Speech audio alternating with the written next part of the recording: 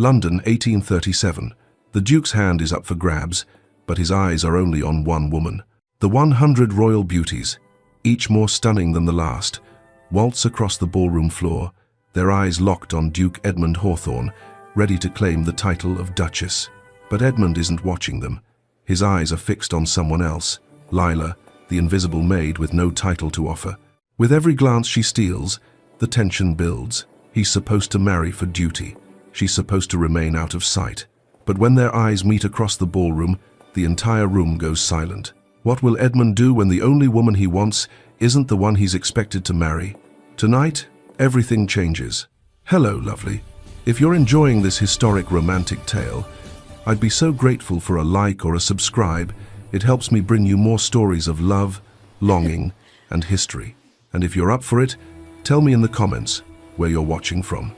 I read every note, and it always brings a smile to my face. Chapter 1. The grand ball begins. The cravat felt like a noose. Duke Edmund Hawthorne stood before the gilt-edged mirror in his chambers, watching his valet's practiced hands make the final adjustments to his formal attire.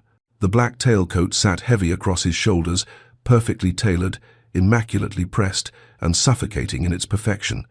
Every brass button gleamed, every seam lay precise. He looked every inch the Duke of Hawthorne, which was precisely the problem. "Tonight, Edmund," his mother's voice echoed in his mind from their conversation that morning, her tone brooking no argument. "You must choose tonight. The family's alliances depend on it. The tenants depend on it. Your father," she hadn't needed to finish. His father's memory hung between them always, a weight Edmund had carried since he was 22 years old. "The Hawthorne name means something, my son." His father's voice was weaker in memory than it had been in life, ravaged by the illness that had taken him too soon. Edmund could still see him in that bed, once strong hands clutching the coverlet. "We are stewards, not just of land and title, but of the people who depend on us. Every choice you make affects hundreds of lives. Promise me you'll remember that. Promise me you'll do your duty." Edmund had promised. He'd been promising ever since.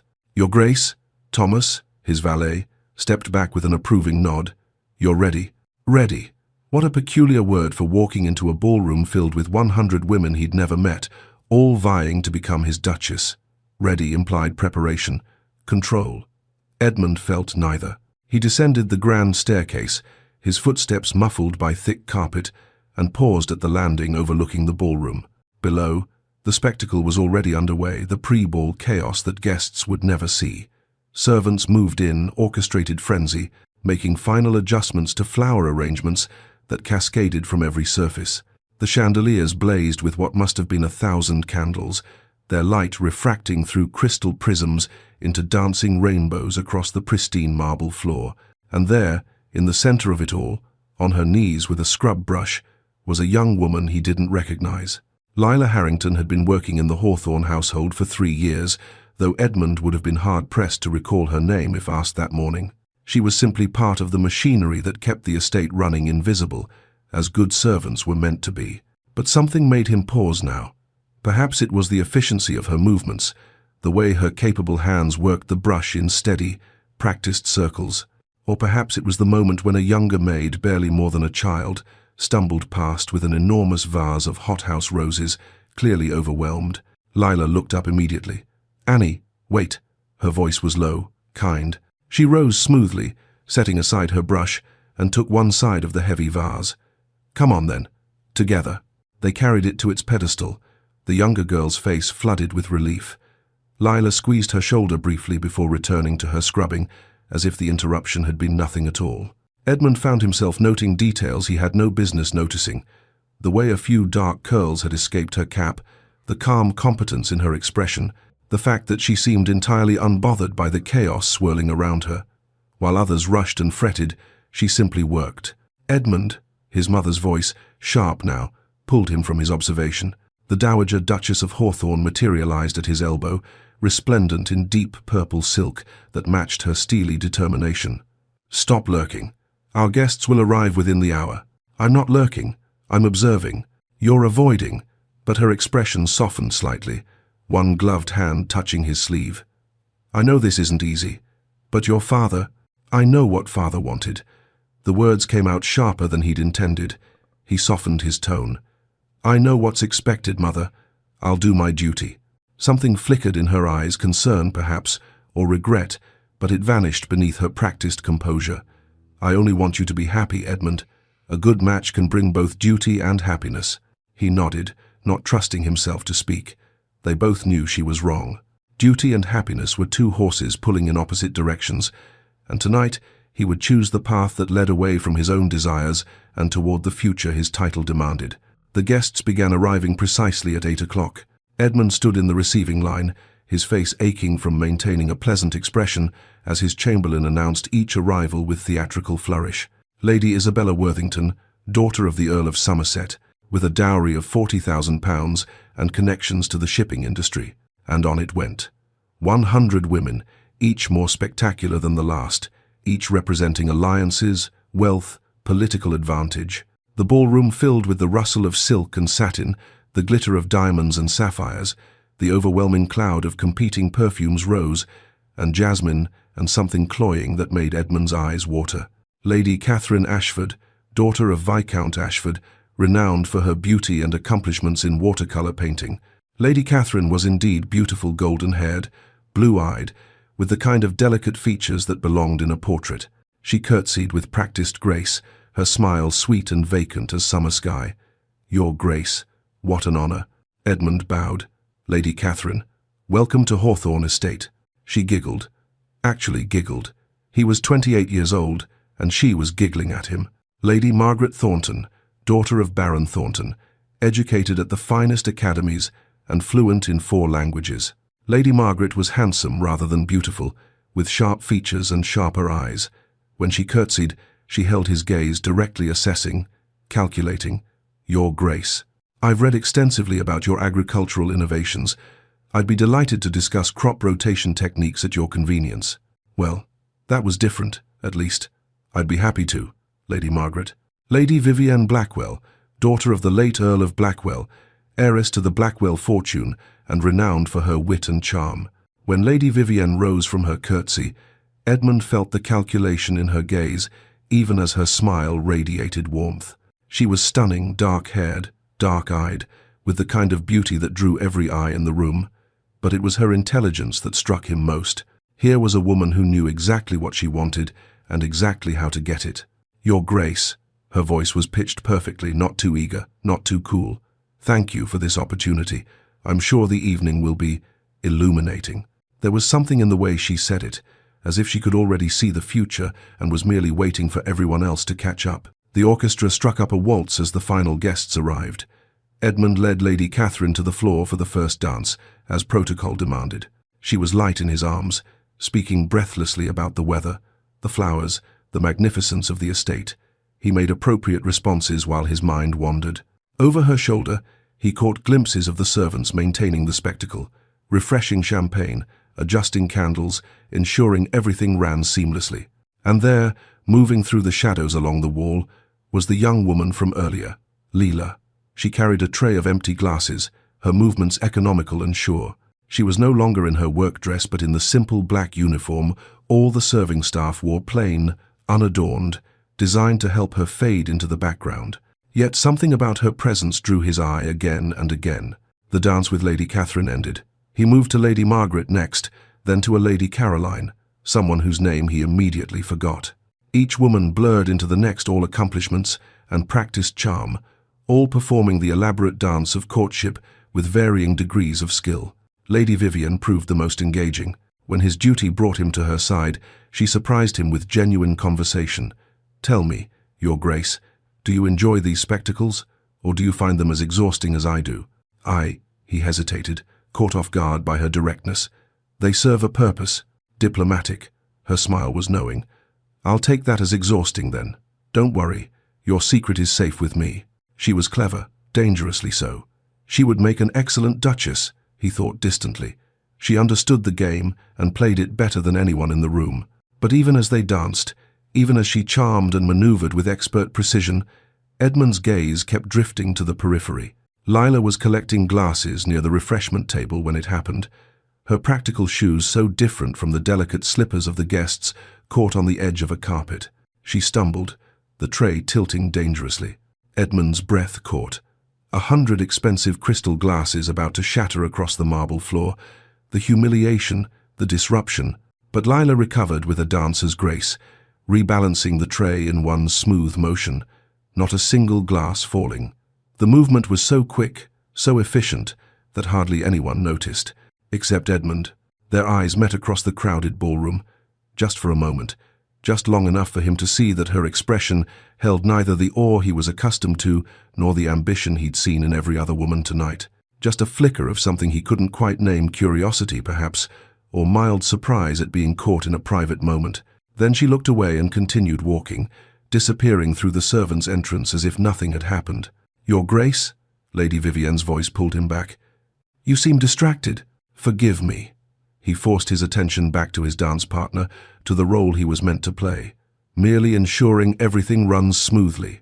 Of course, but something in her expression suggested she'd noticed exactly where his attention had wandered and filed that information away for future use. The evening stretched on, dance after dance, conversation after conversation, each woman more accomplished than the last. They all blurred together into a sea of silk and perfume and practiced smiles. The only moments of clarity came when he caught glimpses of the young maid moving through the shadows, her presence somehow more real than all the performed perfection surrounding him. As midnight approached and the orchestra showed no signs of stopping, Edmund found himself tracking Lila's movement through the room, noting the efficiency with which she worked, the kindness she showed to other servants, the natural dignity she carried without seeming aware of it. He told himself it meant nothing. She was a servant. He was a duke. Tonight was about duty, about choosing a suitable bride who could help him fulfill the promises he'd made to his dying father. But as Lady Vivienne laughed at something he'd said, her hand resting possessively on his arm, Edmund's gaze drifted once more to the young woman in the simple black dress, and he felt something shift in his chest, a crack in the armor he'd worn for 6 years, a question he'd never thought to ask. What if duty and desire didn't have to pull in opposite directions? What if the woman who caught his eye wasn't supposed to be invisible at all? Chapter 2. An unexpected encounter. Edmund couldn't breathe. The ballroom had become a prison of silk and perfume, the air thick with expectations and the cloying scent of too many flowers. Lady Catherine had cornered him near the punch bowl to discourse at length about the arrangement of the roses. Lady Margaret had quizzed him on tariff policy with the intensity of a parliamentary inquiry, and Lady Vivienne had been watching him with those dark, knowing eyes, as if she could read every thought that crossed his mind. He needed air. He needed silence. He needed to escape before he did something unforgivably rude like fleeing his own ball. Edmund slipped through the terrace doors with the practiced ease of a man who'd spent his youth avoiding social obligations. The cool night air hit him like a benediction, and he sucked in a deep breath, his hands already working at his cravat. The silk unwound with blessed relief, and he loosened his collar, letting the breeze cool his overheated skin. The terrace overlooked the gardens, his mother's pride, though Edmund had always preferred the wilder woods beyond the manicured lawns. Moonlight painted everything silver and shadow, softening the rigid lines of the formal parterres into something almost mysterious. That's when he heard the voice. 100 women, and not one of them, asked him what he actually wanted. Just performed like trained birds, each one prettier than the last, each one more accomplished. Edmund froze. Someone was in the garden below, speaking in a low, wry tone that carried just enough to reach him. He stepped quietly to the balustrade and looked down. There, sitting on the low stone wall that bordered the rose garden, was Lila Harrington. She'd removed her practical shoes and was rubbing one stockinged foot with both hands, her face tilted toward the moon. Her cap had been discarded on the wall beside her, and those escaped curls he'd noticed earlier now framed her face in the moonlight. "Poor man probably feels like a prize bull at auction," she continued to herself, a habit of solitude. "Though, I suppose that's what comes of being born to all this. Still seems a dreadful way to find happiness. Then again, what do I know? I choose my shoes based on how long they'll last, not how they look at a ball." Despite everything, the weight of the evening, the pressure, the suffocating expectations, Edmund smiled. Then the smile became a chuckle, and before he could stop himself, he was laughing. Lila's head snapped up. Even from this distance, he could see her eyes widen in horror. "Please," Edmund called down, descending the terrace steps before she could flee. "Don't go." She was already reaching for her shoes, trying to stand, her face flushed with mortification. "Your Grace, I didn't realize I would never have." "I know." He reached the bottom of the steps, holding up one hand in a gesture he hoped was reassuring. "That's rather the point, isn't it? You didn't know I was there, so you were being honest." Lila clutched her shoes to her chest like a shield, her eyes darting toward the servants' entrance, as if calculating her escape route. "I spoke out of turn. It was disrespectful. I apologize." It was refreshing. Edmund surprised himself with the admission. "Please, sit. You were rubbing your feet. They must ache after tonight." "Your Grace, I couldn't possibly." "Consider it an order, then, if that makes it easier." He gestured to the wall. "I won't have you standing on sore feet on my account." After a moment's hesitation, Lila sat, though she perched on the very edge of the wall as if ready to bolt at any moment. Her hands twisted the shoes in her lap, and she kept her gaze lowered in a way that suggested years of training in proper deference. Edmund leaned against the opposite wall, maintaining a respectful distance. "What's your name?" "Lila, Your Grace. Lila Harrington." "How long have you worked at Hawthorne Estate, Miss Harrington?" 3 years, Your Grace." Her voice was careful, measured. This wasn't the same person who'd been speaking so freely moments ago. Edmund tried a different approach. "You mentioned choosing shoes based on how long they'll last. Do you apply that philosophy to other decisions?" A ghost of a smile flickered across her face. "Most decisions, yes. When you've little margin for error, practicality matters more than appearance. And you think I should apply the same logic to choosing a wife?" He kept his tone light, curious, rather than offended. Lila looked up then, meeting his eyes directly for the first time. Hers were grey. He noticed the colour of morning mist over the lake. "I think—" She paused, clearly weighing whether honesty would cost her position. Then something shifted in her expression, a small rebellion against propriety. "I think it seems a complicated way to choose a companion, Your Grace, like selecting a horse based on how it looks in parade, rather than how it handles the road." The laugh burst out of him again, genuine and surprised. When was the last time someone had been this direct with him? When was the last time someone had treated him like a person rather than a title? "You're not wrong," he admitted, "though I'm not sure my mother would appreciate the comparison." "Your mother wants the best for you." Lila's voice softened. "Even I can see that. She just sees best differently than you might." Edmund studied her curiously. "And how do you see it, Miss Harrington?" She looked away, back toward the moon-silvered garden. "I see the gardens in early morning, before anyone else is awake. There's a rose bush near the east wall, nothing special, not one of your mother's prized varieties, but it blooms faithfully every year. And the scent." She paused, as if surprised by her own poetry. "It's the first thing that makes me smile each day. That's how I see beauty, Your Grace. Not in the performance, but in the quiet moments when something is simply, authentically, itself." Edmund found himself moving closer, drawn by her words. "What else do you find beautiful?" "Work well done, a clean floor, a perfect seam in linens, bread that rises just right." She smiled, self-deprecating. "Simple things. The satisfaction of knowing your hands created something good. I feel that way in the forests." The admission escaped before he could stop it. "When I ride alone through the estate's woods, away from all the expectations and obligations. That's when I feel most like myself. Then that's where you should spend more time." She said it simply, as if it were the most obvious thing in the world. "It's not that easy. I have responsibilities." "Of course you do. I wasn't suggesting you abandon them." Lila adjusted her shawl against the evening breeze, the movement unconsciously graceful. "Only that perhaps you shouldn't abandon yourself entirely in service to them." Edmund watched the moonlight play across her features, the thoughtful set of her mouth, the intelligence in her eyes, the capable hands that had worked all evening without complaint. He noticed the graceful line where her neck met her shoulder, the wisps of dark hair curling against her skin, and felt something stir in his chest that had nothing to do with duty. He pulled his focus back sharply. This was dangerous territory. The sound of distant music and laughter drifted from the ballroom, a reminder of the world waiting for him, of the 100 women performing their courtship dances while he stood in the garden talking philosophy with a maid. "Edmund," Lady Catherine's voice called from the terrace, high and plaintive. "Edmund, are you out here? You promised me the supper dance." Lila was on her feet immediately, shoes forgotten as she curtsied with practiced precision, The walls came up so quickly it was like watching a door slam shut. "You should return to your guests, Your Grace. They'll be wondering where you've gone." "Miss Harrington, thank you for your kindness, Your Grace. Good evening." Her tone was perfectly proper now.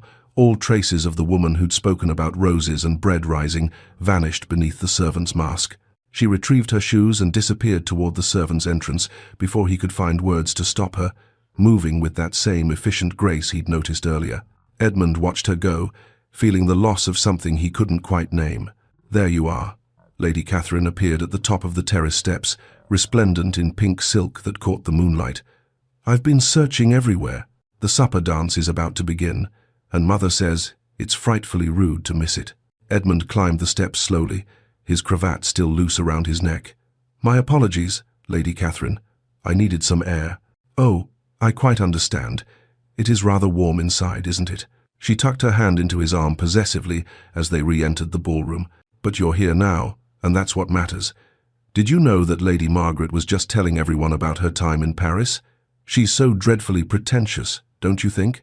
Edmund made some non-committal sound, his eyes already scanning the ballroom. He caught glimpses of the serving staff moving efficiently through the crowd there, a flash of a black uniform, but not her. There, another servant with a tray, but the wrong height, wrong posture. Where was she? "Your Grace." Lady Vivienne materialized at his elbow as the supper dance ended, her timing impeccable as always. Lady Catherine had been claimed by another partner, leaving him momentarily alone. "You seem distracted this evening." "Do I?" He tried for casual and missed by a mile. Vivienne's dark eyes studied him with unnerving focus. "You keep looking toward the servants' entrance. I do hope everything is to your satisfaction. The staff seems quite competent." There was something in the way she said it, a slight emphasis on the last word that suggested she'd seen more than he'd realized. Edmund felt heat creep up his neck. "Everything is perfectly satisfactory, Lady Vivienne. I'm glad to hear it." She smiled, and it was dazzling, the kind of smile that had probably launched a dozen courtships. "I was hoping we might have a moment to speak, privately. I have some thoughts about agricultural improvements that might interest you. Lady Margaret mentioned your innovations, and I've done some reading on modern techniques." She was good. Edmund had to give her that. Where Lady Catherine giggled and Lady Margaret interrogated, Vivienne charmed. She made conversation seem effortless, finding topics that engaged him, asking intelligent questions, demonstrating her suitability as a partner in ways both subtle and overt. She would make an excellent duchess. She had all the right qualities, all the proper accomplishments. She understood the game and played it with masterful precision. But even as she spoke about crop rotation and drainage systems, even as she laughed at his jokes and touched his arm with practiced familiarity, Edmund found himself comparing her calculated performance to Lila's unguarded honesty, like selecting a horse based on how it looks in parade rather than how it handles the road. Vivienne was spectacular in parade, but something about the evening's encounter had left Edmund wondering what mattered more, the performance or the truth beneath it. "Your Grace," Vivienne's voice held a note of concern. "You've gone quiet again." "Forgive me." Edmund forced his attention back to her. "It's been a long evening." "Of course. Perhaps you should retire soon. You'll need your energy for the days ahead." Her smile turned, knowing. "After all, you have quite a decision to make," as if he needed the reminder. The night wore on, but Edmund's thoughts kept drifting back to the garden, to a young woman who'd spoken about roses and bread rising and being authentically oneself, to a conversation that had lasted perhaps 10 minutes, but had felt more real than the entire evening of practiced courtship. When he finally retired to his chambers well past midnight, Edmund stood at his window looking out over the moonlit gardens. Somewhere in the servants' quarters below, Lila Harrington was probably already asleep, exhausted from a long night's work, unaware that she'd cracked something open in him that he wasn't sure how to close, or if he even wanted to. Chapter 3. The Seed of Doubt. 2 weeks after the ball, Edmund found himself standing outside the library for the third time that morning, inventing reasons to enter. He'd already taken tea with Lady Catherine, a torturous hour of discussing her watercolors and her mother's prize-winning roses. He'd ridden through the estate with Lady Margaret, who'd spent the entire time critiquing his land management practices with the enthusiasm of a military strategist. And he'd endured an evening of cards with Lady Vivienne, who'd been charming, witty, and so perfectly suitable it made his teeth ache. He was trying, God knew he was trying. But every conversation felt like wading through treacle, and every smile felt painted on. At night, he lay awake thinking not of any of the accomplished women courting him, but of a garden conversation about roses and practicality and being authentically oneself. It was absurd. It was inappropriate. It was consuming him. Edmund pushed open the library door with more force than necessary, prepared to pretend he needed a specific volume on estate management. The excuse died on his lips.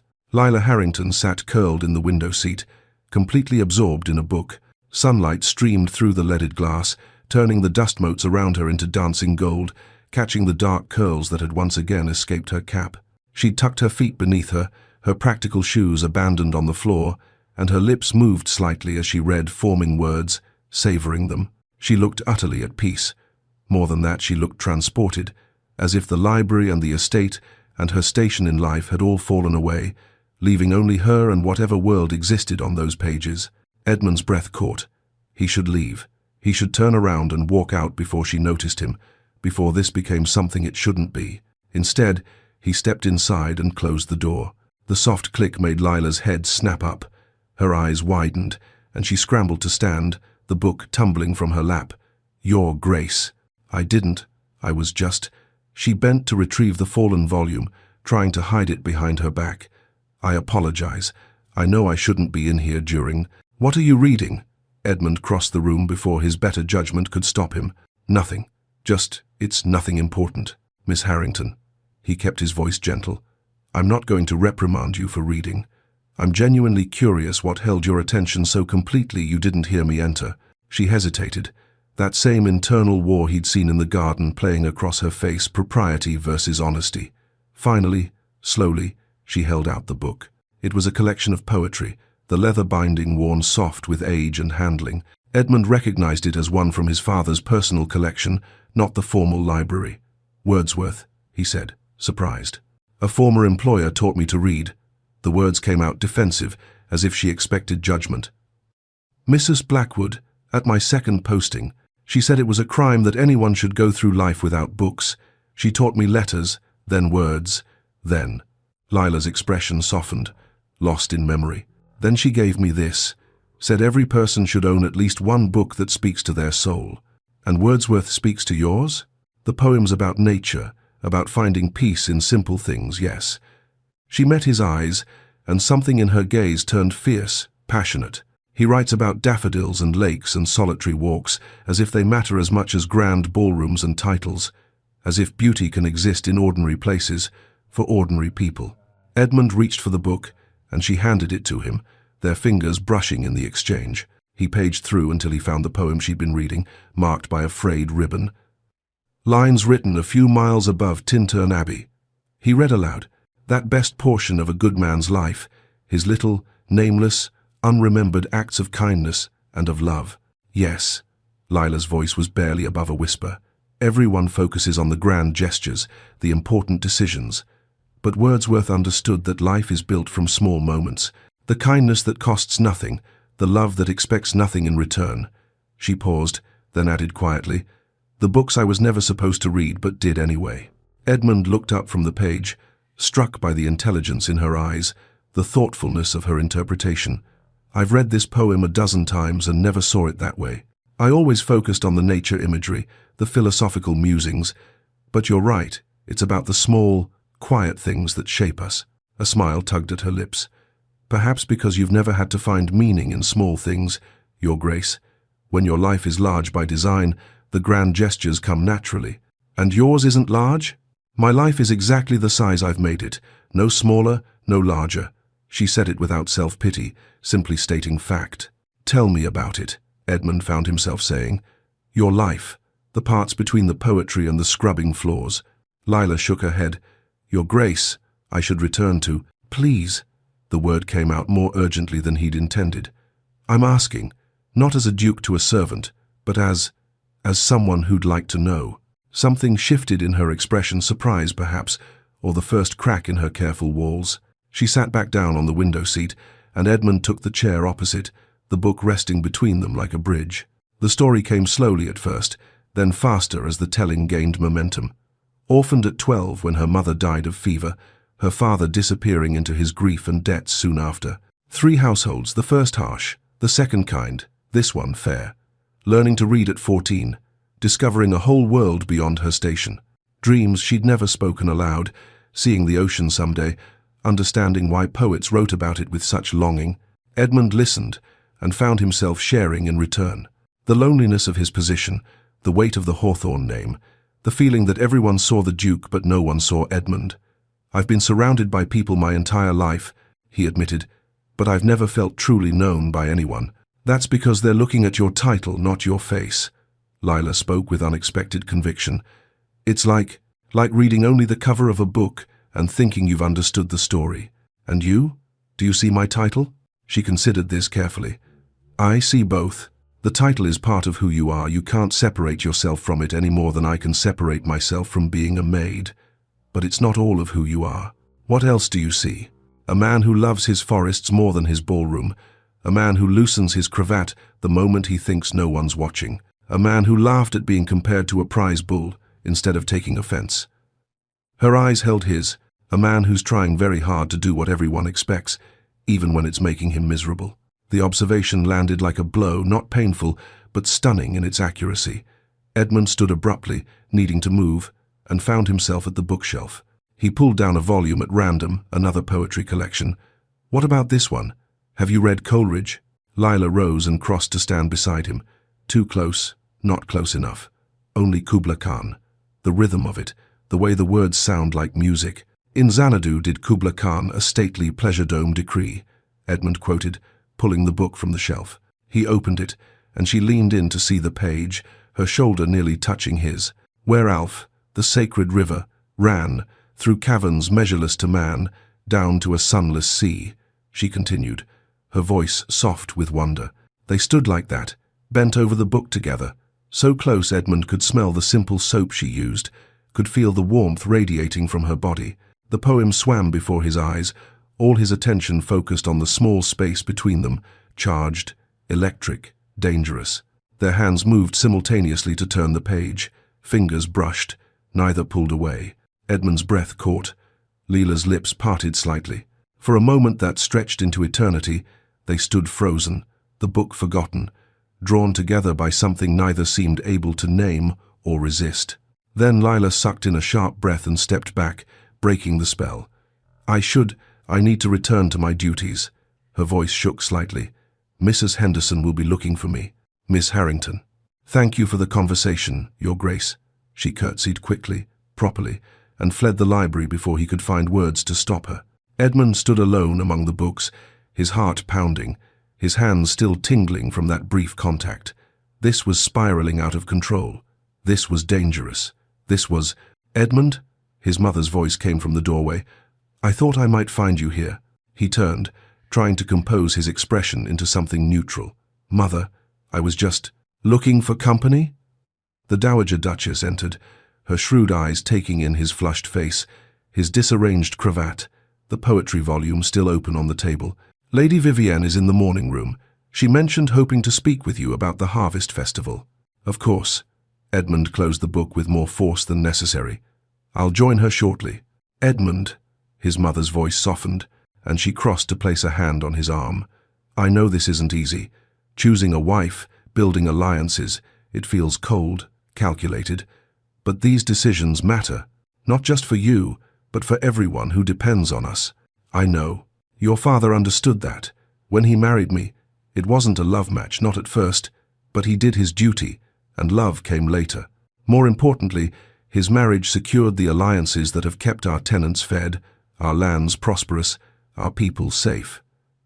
She squeezed his arm gently. "You have a good heart, my son, but the world doesn't run on good hearts alone. It runs on strategic marriages and careful alliances and sacrifices that no one will ever thank you for." Edmund thought of his father's deathbed words, the weight of responsibility, the hundreds of people whose livelihoods depended on the choices he made. "I understand. Do you?" His mother studied his face for a long moment. "Lady Vivienne is an excellent match, intelligent, accomplished, from a good family. Your father would have approved." Edmund nodded, not trusting himself to speak. His mother was right. She was absolutely right. Duty wasn't just about him, it was about tenant farmers and village families and generations of Hawthorns who'd built something worth preserving. But as he left the library to meet with Lady Vivienne, Edmund couldn't shake the memory of Lila's voice, reciting poetry, her interpretation of small, nameless acts of kindness, the way her eyes had lit with passion when speaking about words and worlds beyond her reach. And he couldn't shake the terrible, growing certainty that doing his duty might cost him the only person who'd ever truly seen him. Chapter 4. Crossing Lines. 1 month after the ball, Edmund stopped pretending. "Miss Harrington," he said, finding her in the morning room where she was polishing silver, "I require your assistance in the library." Lila looked up, wariness flickering across her features. "Your Grace? A shipment of books has arrived from London. They need cataloguing." The lie sat awkwardly on his tongue, transparent, inadequate. "I thought, given your love of reading, you might enjoy the task." For a long moment, she simply looked at him. He saw the understanding in her eyes, the acknowledgement of what he was really asking. Then, quietly, "Of course, Your Grace. When would you like me to begin?" "Now, if you're able." They both knew what this was. They both knew they shouldn't. But Lila set down her polishing cloth and followed him to the library anyway, and Edmund felt something in his chest ease for the first time in weeks. The books were real, at least 3 crates of volumes from an estate sale. Edmund had purchased them primarily because he couldn't not purchase books, but now they served a purpose beyond his collection. They gave him a reason to be in the same room as Lila for hours at a time, their heads bent together over titles and authors, their hands brushing as they passed volumes back and forth. "Gibbon's Decline and Fall," Lila read from a spine, running her fingers over the worn leather with something like reverence. "I've heard of this. Mrs. Blackwood mentioned it once, said it was essential reading for understanding how great things crumble." "Have you seen many great things crumble?" Edmund asked, watching her face rather than the book. She smiled, but it didn't reach her eyes. "I've seen enough small things fall apart to understand the principle." Over the following days, the careful distance between them eroded like riverbanks in spring flood. The conversations deepened, grew more personal, until Edmund knew the cadence of her voice as well as he knew his own thoughts. Her mother had died of fever when Lila was 10. She remembered the smell of sickness, the helplessness of watching someone fade. Her father had loved her mother desperately, and when she died, something in him broke. He'd drowned his grief in drink and gambling, accumulating debts until he simply vanished one night, leaving 12-year-old Lila alone in a boarding house with 2 shillings and a note that said only, "Forgive me." "I was angry for years," Lila admitted, shelving a volume of Shakespeare with careful precision. "Angry that he chose his pain over my survival. But I understand now some griefs are too large to carry and still function. He couldn't save himself and me both." "So you saved yourself." "I had little choice." She turned to face him, leaning against the bookshelf. "The boarding housekeeper found me a position as a scullery maid. The first household was difficult. The master had wandering hands and the mistress blamed me for it. I left after 6 months." Edmund's hands clenched involuntarily. "Did he?" "No. I learned to be invisible, and I left before it could progress further." She said it, matter-of-factly, as if discussing the weather. "The second household was kinder. That's where Mrs. Blackwood taught me to read. She was elderly, her children grown, and I think she was lonely. She'd call me to her sitting room in the evenings, and we'd practice letters. When she died, her children dismissed the staff and sold the house. That's when I came here. 3 years ago. Yes, this has been the best posting I've had. Fair wages, decent quarters, and—" she smiled genuinely now. "Old Martha took me under her wing. She's the head housekeeper, though she claims she's too old for the title. She mothers everyone, but especially me.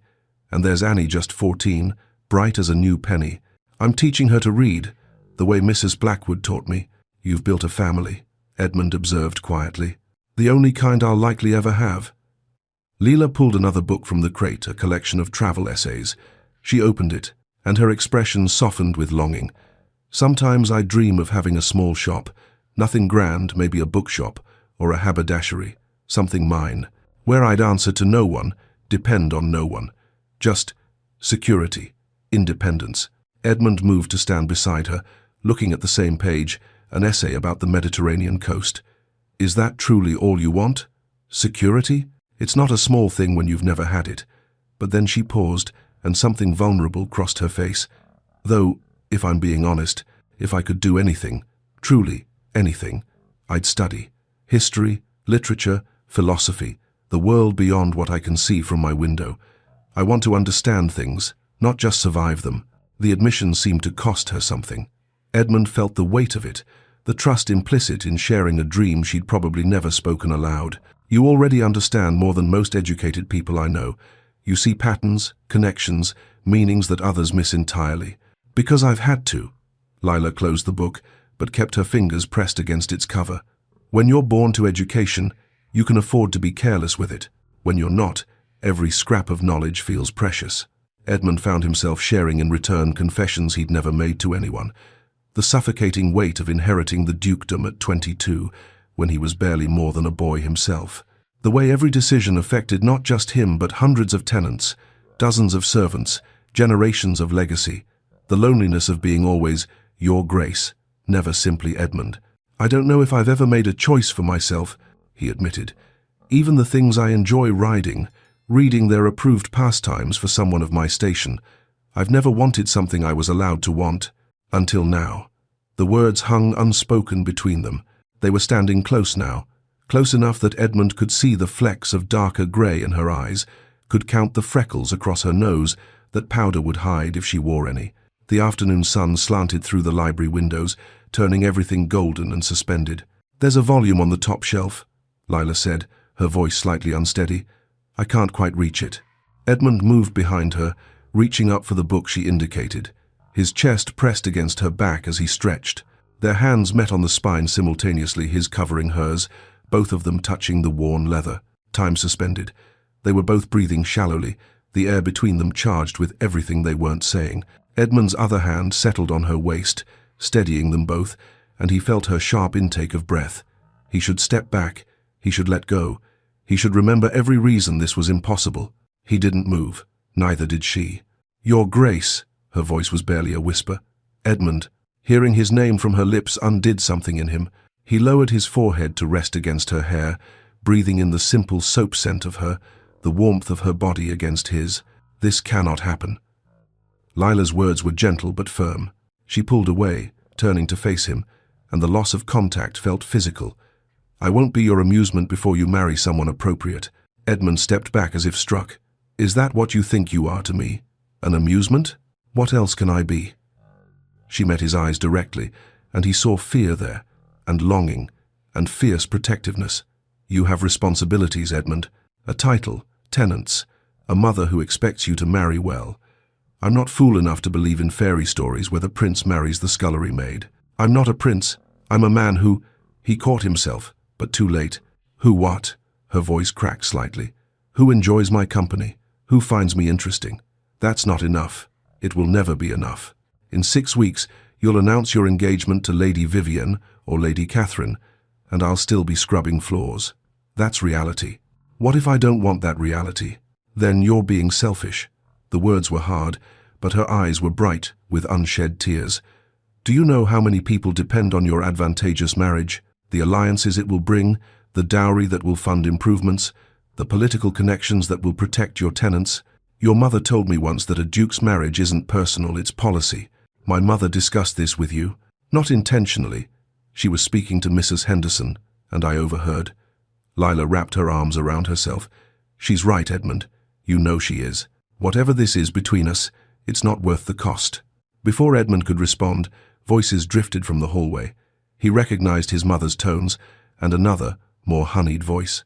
Edmund must be in the library, Lady Vivienne was saying. He spends so much time among his books. It's one of the things I admire about him. A man of learning is a rare treasure. Lila moved quickly, efficiently, creating distance.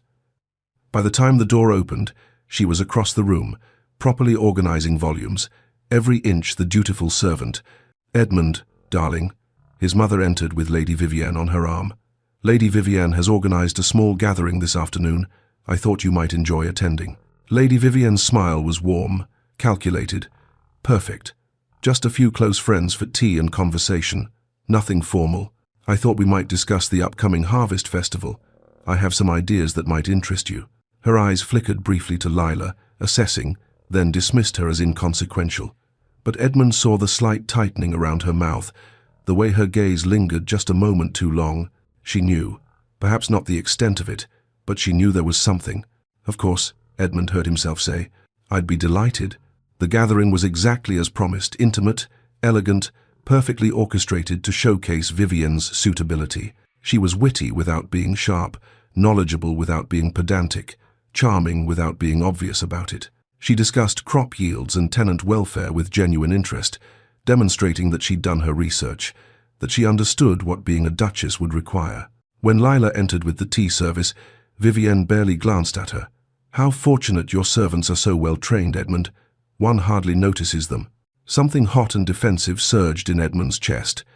One should always notice competence and dignity, regardless of station. The words came out more forcefully than he'd intended. Silence fell across the small gathering. His mother's eyebrows rose.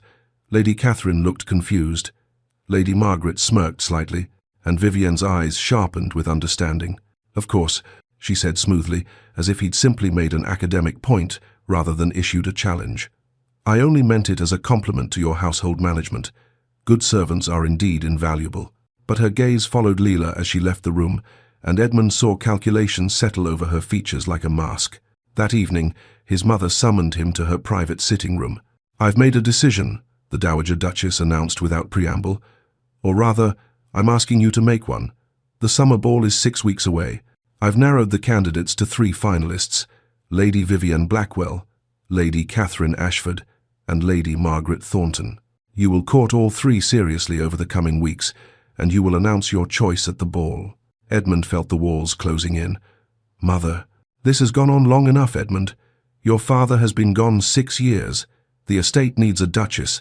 The tenants need to see stability. And you, she softened slightly, you need to move forward with your life. Make your choice. Any of the 3 would be suitable. And if I choose none of them? His mother's expression hardened. That is not an option. You have responsibilities, Edmund. It's time you embraced them fully. After she dismissed him, Edmund stood alone in the darkened hallway, feeling the weight of expectation, duty, and his own impossible desires pressing down until he could barely breathe. 6 weeks. He had 6 weeks to choose a bride, to secure the alliances his estate needed, to do what was expected of him.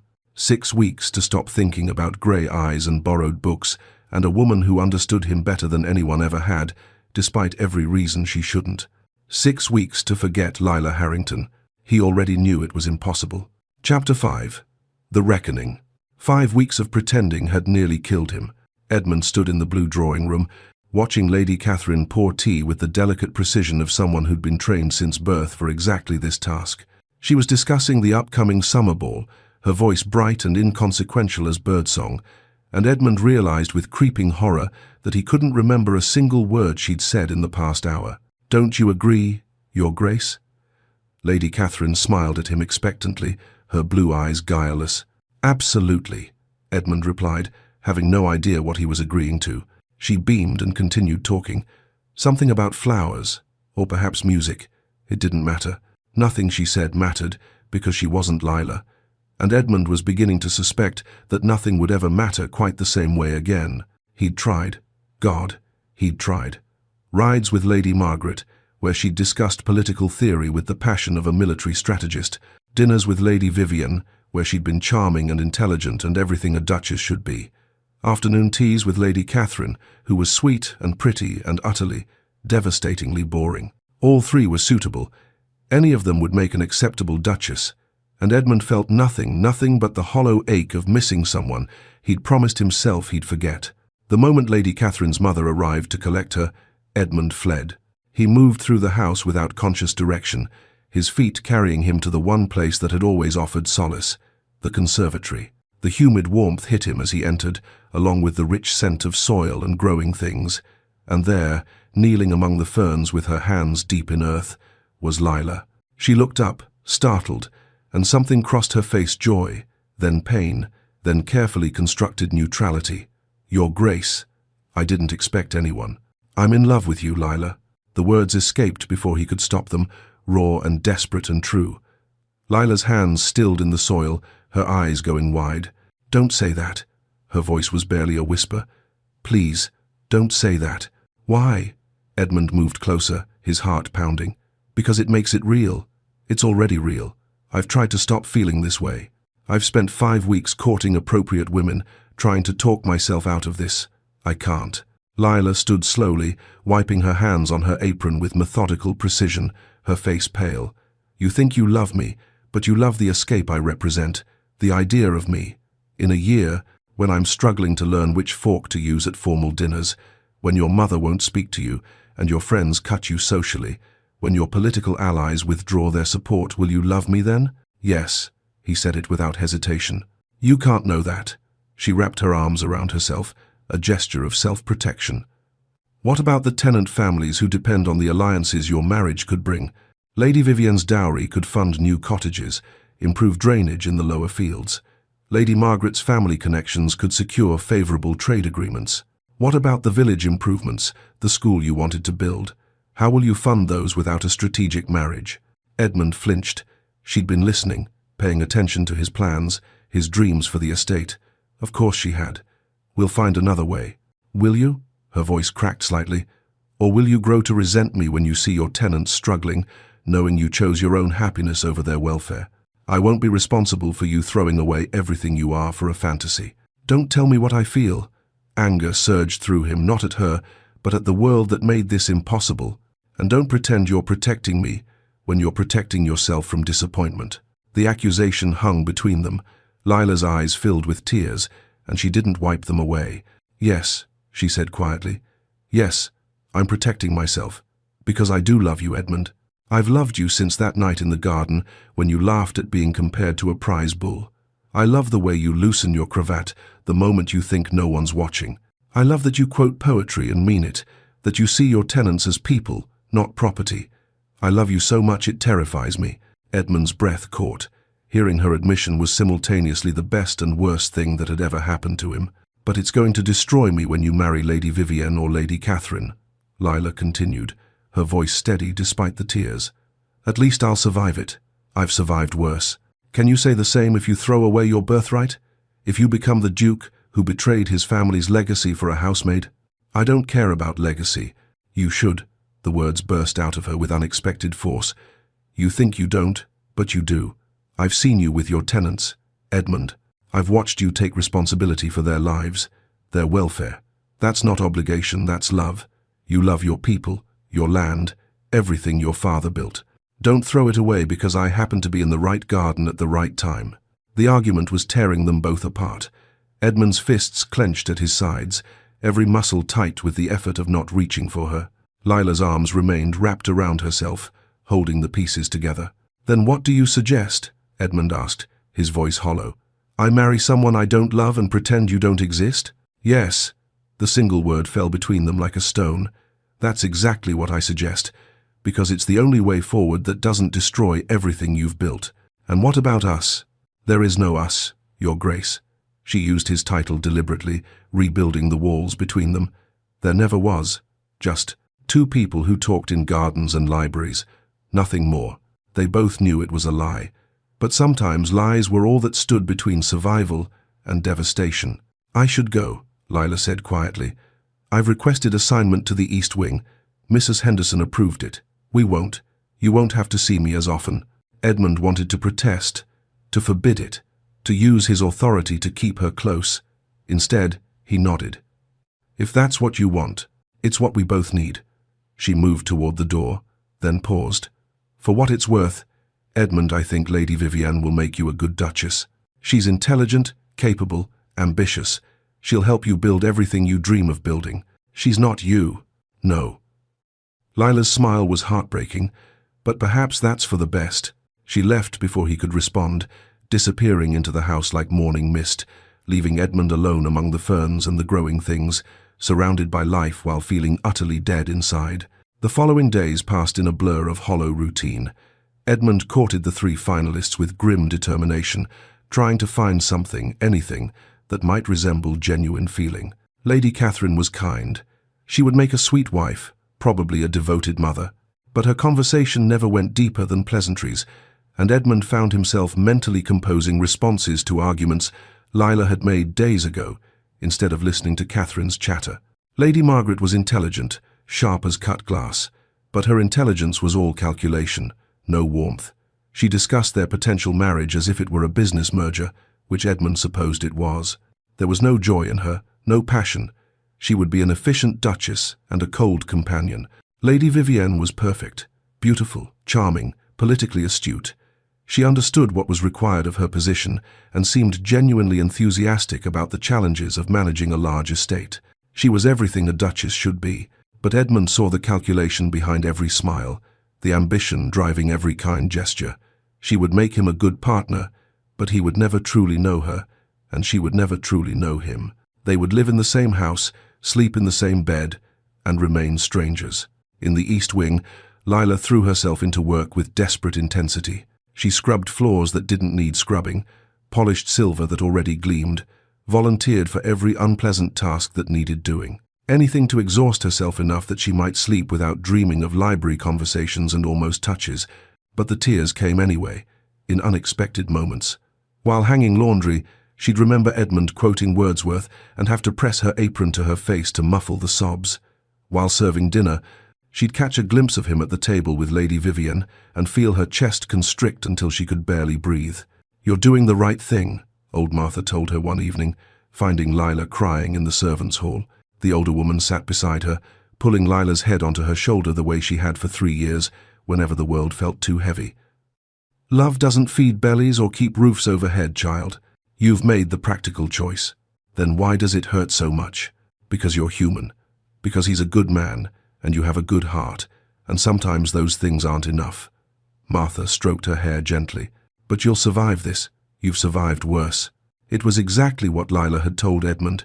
It didn't make it hurt any less. 3 days before the summer ball, Lila witnessed something that changed everything. She was passing the morning room when she heard crying, soft, muffled, but unmistakable. Lila pushed open the door to find Lady Catherine in tears, her normally cheerful face blotchy and miserable. "Lady Catherine?" Lila approached carefully. "Are you unwell?" "I'm fine," Catherine said automatically, then dissolved into fresh sobs. "No, I'm not fine. I'm utterly humiliated." "What happened?" Between hiccuping breaths, the story emerged. Lady Vivienne had invited Catherine for a walk in the gardens, ostensibly as a gesture of friendship among the finalists. Instead, she'd spent the entire time pointing out Catherine's shortcomings, her frivolous conversation, her lack of political knowledge, her inadequacy as a potential duchess. She'd done it sweetly, with concern in her voice, but the message was clear. Catherine didn't belong here. "She's right," Catherine whispered. "I'm not clever like Lady Margaret or sophisticated like Lady Vivienne. I'm just simple. The Duke must think I'm such a fool." Lila found herself sitting beside the noblewoman, offering her handkerchief, speaking words of comfort she didn't entirely feel. "You're not simple. You're kind. That's not nothing. It's not enough, though, is it?" Before Lila could respond, the door opened. Lady Vivienne stood in the doorway, her eyes narrowing as she took in the scene. "How touching," Vivienne said, her voice like honey over steel. The maid comforting the competition. Lady Catherine fled, still sniffling. Vivienne closed the door with deliberate care, then turned to face Lila. "Stay away from the Duke and his prospects," Vivienne said quietly. "You're a servant. Act like one." Lila rose, meeting Vivienne's gaze directly. "I've never acted as anything else, my lady, but I won't stand by while someone is cruel, regardless of their station." Something dangerous flickered in Vivienne's eyes. She crossed the room slowly, studying Lila as if seeing her for the first time. "You love him. That's what this is about. You actually love him." Lila said nothing, but her silence was answer enough. "How quaint." Vivienne's smile was sharp. "Does he know?" "It doesn't matter." "Oh, but it does." Vivienne circled Lila like a predator. "Because he loves you too. I've seen the way he looks at you when he thinks no one's watching, the way he defended you at my gathering. You're not just an obstacle, you're a genuine threat." "I'm no threat to you, Lady Vivienne. He's going to choose you. Everyone knows it. Because you told him to." It wasn't a question. Vivienne was too clever not to have pieced it together. "How noble. How selfless. You've stepped aside for the good of the estate. For the good of Edmund. Same thing, in the end." Vivienne's expression turned almost pitying. "You know, in another world, I might have admired you. But in this one, you're simply in my way. Consider this your warning. Stay in the East Wing. Stay invisible. or I'll make sure your position here becomes untenable." She swept from the room, leaving Leela trembling with anger and fear and helpless grief. That evening, Edmund requested an audience with his mother. "I've made my decision," he announced, the words tasting like ash. "I'll propose to Lady Vivienne at the summer ball." The Dowager Duchess's face flooded with relief. "Oh, Edmund, that's wonderful. She'll make an excellent Duchess, intelligent, capable, from a good family. Your father would be so pleased." Edmund nodded mechanically. His father would have been pleased. The tenants would be provided for, the alliances would be secured, everything would work out exactly as it should. He returned to his chambers and stood at the window, looking out over the darkened gardens where he'd first spoken with Lila. Somewhere in the East Wing, she was probably preparing for bed, believing she'd saved him from making a terrible mistake. In 1 week, he would announce his engagement to Lady Vivienne. In 1 week, he would do his duty, honor his father's memory, secure his estate's future. In 1 week, he would destroy the only happiness he'd ever known. Edmund pressed his forehead against the cool glass and tried to convince himself he was doing the right thing. The hollow ache in his chest suggested otherwise. Chapter 6. Vivienne's Web. 3 days before the summer ball, the whispers began. Lila first noticed them in the servants' hall at breakfast. Conversations that stopped abruptly when she entered. Sidelong glances from maids who'd been friendly just yesterday. A subtle shift in the air, like the pressure drop before a storm. "Pay it no mind," old Martha advised, though her expression was troubled. "Idle gossip, nothing more." But it wasn't nothing.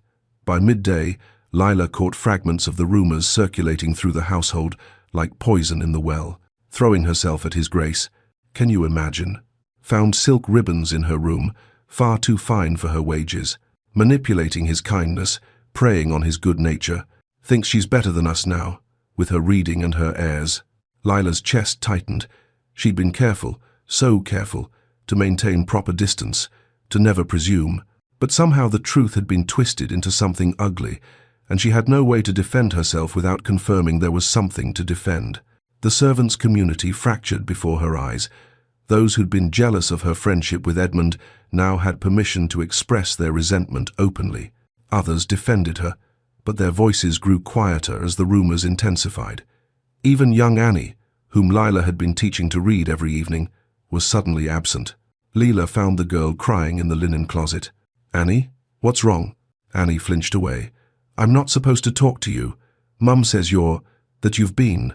She couldn't finish, fresh tears spilling down her cheeks. "I told her it wasn't true, that you'd never do anything improper, but she said I was too young to understand how some women manipulate men of station." The words landed like blows. "Annie, I'm sorry, Miss Lila. I have to go." The girl fled, leaving Lila alone among the linens, feeling the walls closing in. That evening, old Martha found her in the East Wing, staring out the narrow window at the gardens below. "This is what happens when we forget our place, child," Martha said quietly, not unkindly. "You were kind to his grace, and he to you, but kindness between a duke and a maid, people will always assume the worst. I've done nothing wrong. I know that. You know that. But truth matters less than appearance in houses like this." Martha's weathered hand squeezed Lila's shoulder. "Keep your head down. In a few days, his grace will announce his engagement to Lady Vivienne, and this will all blow over." Except it didn't blow over. It intensified. Edmund heard the rumors from his valet, Thomas, who delivered them with the careful neutrality of a man who'd served the Hawthorne family for 20 years. "There's talk below stairs, Your Grace, about Miss Harrington." "What kind of talk?" Edmund's voice was dangerously quiet. Thomas hesitated, then laid out the accusations with clinical precision. By the time he finished, Edmund's hands were clenched so tightly his knuckles had gone white. "It's nonsense," Edmund said flatly. "Miss Harrington is one of the most honest people in this household." "Of course, Your Grace, but the rumors persist." Edmund made the mistake of defending Lila publicly. At dinner that evening, when Lady Margaret made a pointed comment about certain servants who don't know their place, Edmund's response was sharp enough to draw blood. "I found Miss Harrington to be nothing but professional and competent. Anyone suggesting otherwise is engaging in malicious speculation." The silence that followed was deafening. His mother's face tightened. Lady Catherine looked confused. Lady Vivienne's expression remained perfectly sympathetic, but Edmund caught the gleam of calculation in her eyes. She was behind this. He knew it with sudden, cold certainty. After dinner, Vivienne found him on the terrace, a calculated echo of the night he'd first spoken with Lila. "Edmund, I hope you won't think me presumptuous," she began, her voice gentle with false concern. "But your defense of that maid at dinner, people will talk. Let them talk. Is that wise? When we're about to announce our engagement?" She moved closer, placing a delicate hand on his arm. "I understand you have a kind heart. It's one of the things I admire about you. But you must see how it looks a duke defending a housemaid so vehemently." Edmund pulled his arm away. "What exactly are you suggesting, Lady Vivienne?" "Nothing at all." Her smile didn't reach her eyes. "Only that perhaps you're too close to the situation to judge it objectively. Let your mother handle household matters. That's what mothers are for." She left him standing in the moonlight, and Edmund felt a cold dread settle in his stomach. Vivienne wasn't just manipulating the situation, she was orchestrating it with surgical precision. The next afternoon, Lila was working in the conservatory when Vivienne found her. The lady's timing was impeccable. As always, no other servants nearby, no witnesses to whatever was about to unfold. "Miss Harrington." Vivienne's voice was pleasant, cordial. "Might we speak privately?" Lila's hands stilled in the soil. She rose slowly, wiping her palms on her apron. "Of course, my lady." They walked to the garden, to the very spot where Lila and Edmund had first talked. The symbolism wasn't lost on either of them. "You love him," Vivienne said without preamble. "I can see it in the way you look at him when you think no one's watching. And he loves you, perhaps not wisely, but genuinely." Lila said nothing, her face carefully neutral. "But love isn't enough, is it?" Vivienne continued, her tone almost sympathetic. "You know that. You've told him that. You've done the noble thing, stepped aside for the good of the estate. I actually respect that. Then what do you want, Lady Vivienne?" "I want to offer you a choice." Vivienne's expression hardened slightly. "Leave now, quietly, with a generous sum, enough to start that shop you dream of, build a new life somewhere far from here. Or stay, and I'll ensure you're dismissed without references, branded a thief and a seductress. Your name will be so tarnished no respectable household will employ you." The threat hung in the humid air between them. Lila felt her pulse hammering in her throat, but she kept her voice steady. "I won't be bought, and I won't be threatened. If I'm to be dismissed, let it be for something I actually did." Vivienne's mask of sympathy dropped entirely. "You truly are a fool. You can't win this, Miss Harrington. Even if Edmund chose you, which would destroy his family's standing and impoverish his tenants, you'd make him miserable. In a year, he'd resent you. In 5, he'd hate you. I'm offering you a way to keep your dignity and your future. Take it." "No." "As you wish." Vivienne's smile was cold as winter. "Don't say I didn't warn you." She swept from the garden, leaving Lila trembling with anger and fear. The trap sprang that evening. Lady Vivienne appeared in the drawing room where the Dowager Duchess was taking tea, her face pale with distress. "Your Grace, I'm so sorry to disturb you, but I've lost my mother's pearl necklace. It's a family heirloom. I'm devastated." The Dowager immediately summoned the housekeeper. A search was organized. Vivienne was tearful but brave, insisting she didn't want to cause trouble, that surely it had simply been misplaced. "Perhaps we should search the servants' quarters," Mrs. Henderson suggested reluctantly, "just to be thorough." "Oh, I hate to suggest such a thing," Vivienne said, her voice breaking perfectly. "I trust your staff implicitly, but Mother's necklace, it's irreplaceable." The search began systematically, room by room, trunk by trunk. The servants gathered in the hallway, watching with a mixture of fear and morbid curiosity. When they reached Lila's small room in the east wing, she stood aside calmly, her chin lifted. "Search whatever you need to. I have nothing to hide." Mrs. Henderson opened Lila's trunk, the battered thing that held all her worldly possessions. Beneath her spare uniform and her mother's shawl, wrapped carefully in cloth, was a strand of perfect pearls. The hallway erupted. Gasps, whispers, accusations. "I didn't take it," Lila said, her voice steady despite the blood draining from her face. "I've never stolen anything in my life. Someone put that there."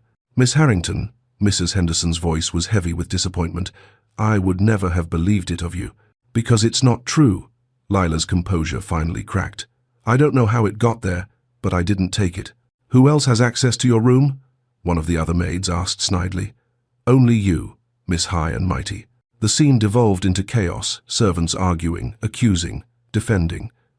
Lila stood in the center of it, maintaining her dignity even as her world collapsed around her. That's when Edmund arrived, drawn by the commotion. He took in the scene with a single glance, Lila pale and shaking, the pearls in Mrs. Henderson's hand, Vivian's perfectly distressed expression. "What's happening here?" His voice cut through the noise like a knife. "Your Grace," Mrs. Henderson began, "I regret to inform you that Lady Vivian's necklace was found in Miss Harrington's possession." "That's impossible. Lila would never steal." "Edmund," his mother appeared behind him, summoned by a servant. Her face was grave. "This is a household matter. Let me handle it." "Mother, I'm telling you, she didn't." "You're too close to this situation to judge objectively," the dowager said firmly. She turned to Lila, her expression more sorrowful than angry. "Miss Harrington, you'll be confined to your quarters pending a full investigation. Depending on what we find, you may be dismissed without references." "Your Grace, please." Lila's voice finally broke. "I didn't do this." "Then how did my necklace end up in your trunk?" Vivian asked, her voice quavering with hurt. "I don't want to believe it of you, but the evidence." Edmund stepped forward. "Mother, this is wrong. Someone is framing her." "Edmund, enough." The dowager's voice was sharp. "You're making a spectacle of yourself. This is exactly the kind of behavior that's fueling these unfortunate rumors.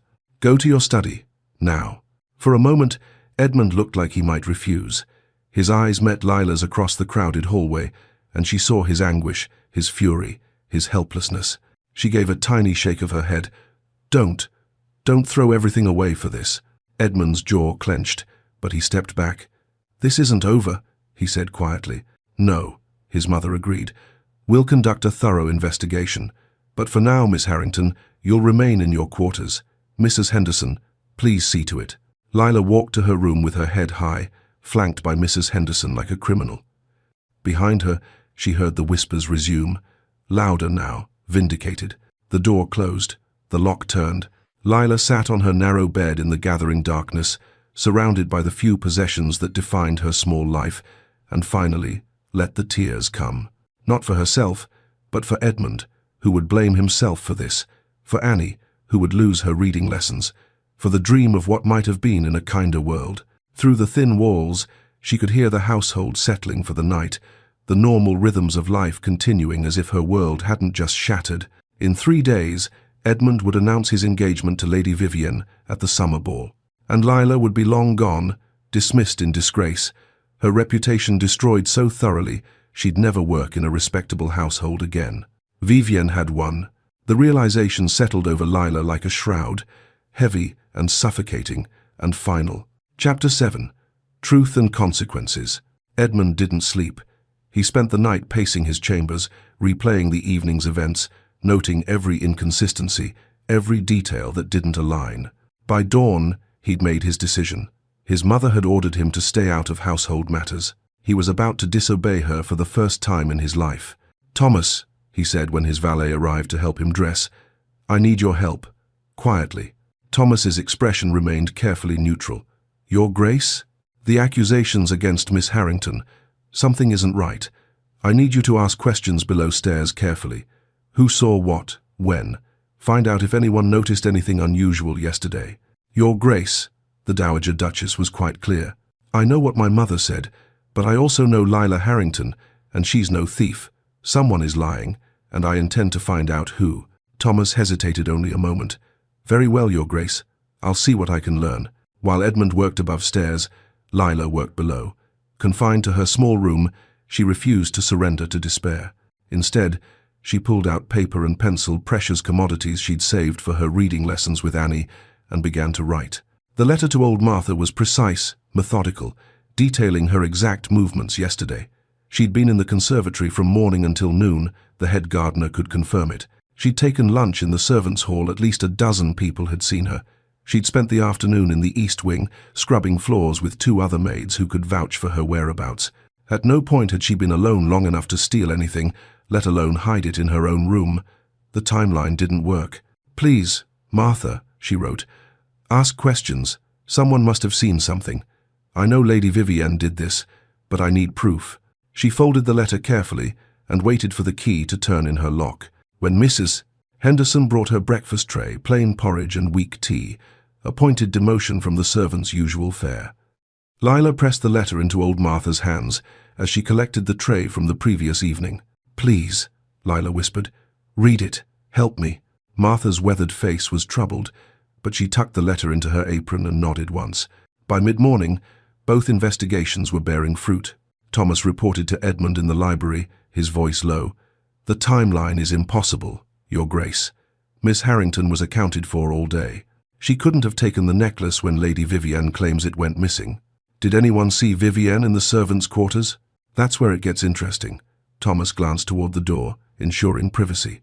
"Several servants noticed her asking questions about Miss Harrington's schedule yesterday morning, and one of the scullery maids, Annie, I believe seemed frightened when I asked if she'd seen anything unusual. Meanwhile, Martha had cornered young Annie in the linen closet, the same place Lila had found her crying days before. "Child," Martha said gently, "I need you to tell me the truth. Did you see something yesterday? Something involving Lady Vivienne?" Annie's eyes filled with tears. "I'll get in trouble." "You're already in trouble if you know something and don't speak. That's called lying by omission." Martha softened her tone.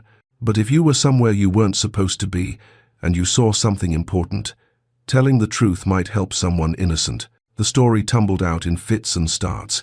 Annie had been hiding in the servants' wing. She'd broken a vase and was terrified of being beaten, so she'd hidden in a storage closet. Through the crack in the door, she'd seen Lady Vivienne walking down the hallway, looking around carefully to ensure she was alone. Vivienne had entered Lila's room. Annie was certain it was Lila's because she'd delivered laundry there many times. She'd stayed inside for several minutes, then left quickly, something glinting in her hand as she passed. "Why didn't you say something yesterday?" Martha asked. "Who would believe me?" Annie's voice was small, broken. "I'm nobody. She's a lady. They'd say I was lying, or confused, or trying to help Miss Lila because she's been teaching me to read." Martha took the girl's trembling hands. "You're not nobody, Annie, and truth is truth, regardless of who speaks it." She brought Annie to Lila's room, where the girl repeated her story haltingly. Lila listened with fierce attention, then pulled Annie into a gentle embrace. "You're so brave," Lila whispered. "Thank you for trusting me with this. Now, when they ask you about it, and they will, here's what you do. Tell the truth simply. Don't embellish, don't guess. Just say exactly what you saw. Can you do that?" Annie nodded, still terrified but bolstered by Lila's confidence in her. Edmund presented his findings to his mother in her private sitting room. The Dowager Duchess listened with growing discomfort as he laid out the timeline, the inconsistencies, Thomas's observations. "And there's a witness," Edmund finished. "A young servant girl who saw Vivienne enter Lila's room yesterday." "A child's word against Lady Vivienne's?" His mother's voice was skeptical, but Edmund heard the first crack in her certainty. "Then let's question Vivienne directly," Edmund pressed. "Let's examine the evidence properly. If you're right, it will only confirm Lila's guilt. But if you're wrong, Mother, we're punishing an innocent woman and rewarding a manipulative one. Can you live with that?" The Dowager Duchess was silent for a long moment. Finally, she nodded. "Very well. Summon Lady Vivienne and the household staff. If we're going to do this, we'll do it properly." The confrontation took place in the drawing room, with the full household assembled. Vivienne entered, looking puzzled and concerned, her performance already beginning. "Your Grace? Edmund? What's this about?" "Lady Vivienne," Edmund began, his voice formal. "I have some questions about the theft of your necklace." "Of course. I'm happy to help however I can." Her expression was earnest, open. "When exactly did you notice it missing?" "Yesterday afternoon, around 3 o'clock. I was preparing for tea and realized it wasn't in my jewelry case." "And when did you last see it?" "The evening before. I wore it to dinner, then returned it to my case." Edmund nodded. "Can you explain why several servants saw you in the servants' wing yesterday morning, asking questions about Miss Harrington's schedule and whereabouts?" Vivienne's composure flickered, just for a moment. I don't recall being in the servants' wing." "Really? Because 3 different people have confirmed it." Edmund's voice was measured, relentless. "They also noticed you asking about which room was Miss Harrington's." "I may have been looking for Mrs. Henderson." "At 8 in the morning? When Mrs. Henderson is always in the kitchen at that hour?" The room was silent, every eye on Vivienne. Her mask was cracking, small fissures appearing in her perfect facade. "And this necklace?" Edmund continued. Why have none of us ever seen you wear it before?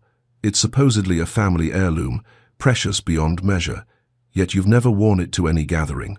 I was saving it for the engagement announcement. Or you used it because it was valuable enough to make the theft credible, but not so precious you actually cared about it. Edmund took a step closer. Young Annie, would you please tell everyone what you saw yesterday? Annie came forward, shaking but determined. In a quiet voice, she recounted her story, the broken vase, hiding in the closet, seeing Lady Vivienne enter Lila's room and emerge with something in her hand. Vivienne attempted tears, indignation, wounded dignity. This is absurd. The word of a child who's loyal to Miss Harrington because she's been taught to read by her. I found Miss Harrington's door unlocked yesterday. Old Martha spoke up, her voice carrying the authority of decades of service. It's always locked when she's not there. She's careful about such things. But yesterday, it was unlocked. Someone with a master key had been inside. And who has master keys? Edmund asked, though he already knew the answer. Senior household staff, Mrs. Henderson said slowly, and guests of sufficient standing to whom we extend that courtesy for convenience. The servants were murmuring now, their loyalty shifting as the evidence mounted. Even those who'd been quickest to believe the rumors were looking uncertain. Vivienne's composure shattered. She drew herself up, all pretense of tears vanishing, replaced by cold fury. Yes, she said icily. Yes, I did it. And I'd do it again. She's a maid, Edmund, a nobody. And you were going to throw everything away for her, your position, your family's standing, your duties. I was trying to save you from yourself. The room erupted in gasps and whispers. The Dowager Duchess had gone pale. I would have been perfect for you, Vivienne continued, her voice rising. I would have been everything a duchess should be, intelligent, accomplished, politically connected. I would have helped you build an empire. But you couldn't see past your infatuation with the help. That's enough, the Dowager Duchess said, her voice like steel. Edmund had never heard his mother sound so coldly furious. Lady Vivienne, I may be traditional in my views, but I am not unjust. You have betrayed my trust, harmed an innocent woman, and attempted to manipulate my son into marriage through deceit. You will leave this house immediately. Your Grace. Immediately. You will be escorted from the premises, and if I hear you've spread a single word against Miss Harrington's character, I will ensure every respectable household in England knows exactly what kind of woman you are. Vivienne's face twisted with rage, but she saw the finality in the Dowager's expression. She turned to Edmund, making one last attempt. You're a fool. This is what she's made you: weak, irrational, an embarrassment to your name. You'll regret this. The only thing I regret, Edmund said quietly, is that I almost married you. Vivienne swept from the room, her exit dramatic even in defeat. The moment she was gone, the household erupted in conversation, shock, relief, vindication. Miss Harrington, the Dowager Duchess said, her voice carrying over the noise, please come here. Lila was brought from her room, still pale but composed. She stood before the Dowager with her chin lifted, meeting the older woman's eyes directly. I owe you an apology, the Dowager said, and the admission seemed to cost her something. I made assumptions based on station rather than character. That was wrong. Your name is cleared, your position restored, with the household's full apology. Thank you, Your Grace. Lila's voice was steady, but Edmund saw her hands trembling. The servants dispersed, returning to their duties, but the damage lingered in sidelong glances and whispered conversations. Lila was vindicated, but she was also now the maid the Duke fought for, a curiosity, a scandal, a disruption to the natural order. Edmund found her in her room an hour later, packing her few belongings into her battered trunk. Lila, what are you doing? She didn't look up. I can't stay here, Edmund. Everything is different now. The other servants look at me differently. Your mother looks at me differently. I don't belong anywhere anymore. Then belong with me. Her hands stilled on the worn fabric of her mother's shawl. As what? Your mistress. That's all society will ever see. Edmund crossed the small room in 2 strides, taking her hands in his. As my wife, if you'll have me. Lila finally looked up, and he saw fear and longing and desperate hope warring in her grey eyes. You're caught up in the moment, the drama, the vindication. But tomorrow, next week, next year, when the reality sets in, and you're introducing me to Parliament members who remember when I scrubbed their boots, I've spent the last month trying to talk myself out of loving you, Edmund interrupted, his voice fierce. I chose duty. I tried to do the right thing by everyone else's definition. I courted appropriate women. I made plans to propose to someone I didn't love, and I was miserable. The only time I felt truly alive is with you. That's not going to change. What about your tenants, your responsibilities, the alliances? I'm the Duke of Hawthorne. I can make new alliances. I can find other ways to help our people. What I can't do is build a life with someone I don't love, while the woman I do love remains just out of reach. He squeezed her hands gently. I'm not asking you to save me from duty, Lila. I'm asking you to help me redefine what duty means. Tears spilled down her cheeks.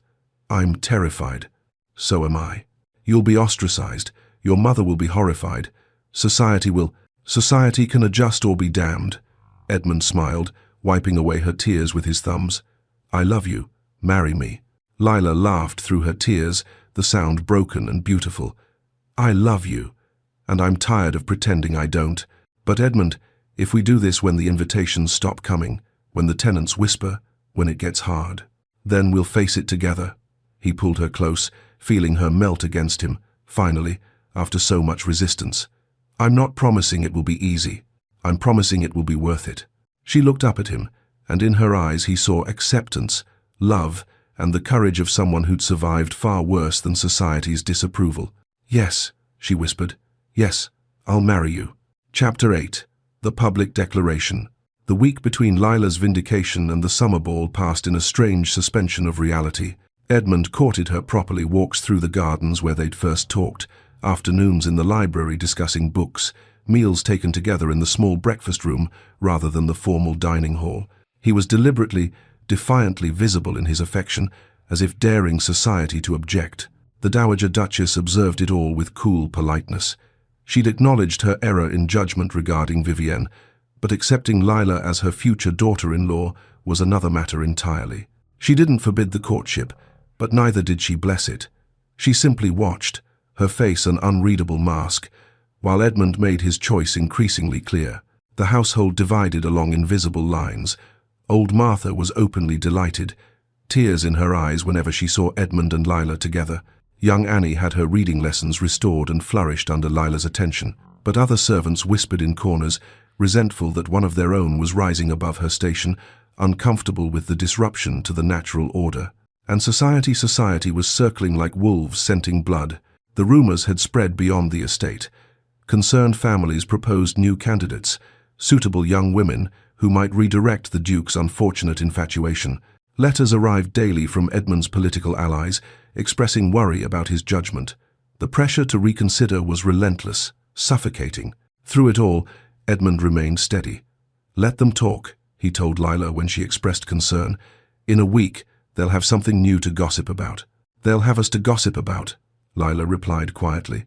Then we'll give them something worth the gossip. Now, standing at the entrance to the ballroom for the summer ball, Lila felt the weight of every eye in the room. She wore a gown Edmund had insisted on sage green silk that brought out her eyes, simple but elegant. It was the finest thing she'd ever worn, and it felt like a costume, a performance of a role she didn't know how to play. I don't belong here, she whispered to Edmund as they paused at the threshold. You belong with me, he replied firmly. That's all that matters. But as they entered, Lila felt the immediate shift in atmosphere. Conversations faltered, eyes tracked their movement.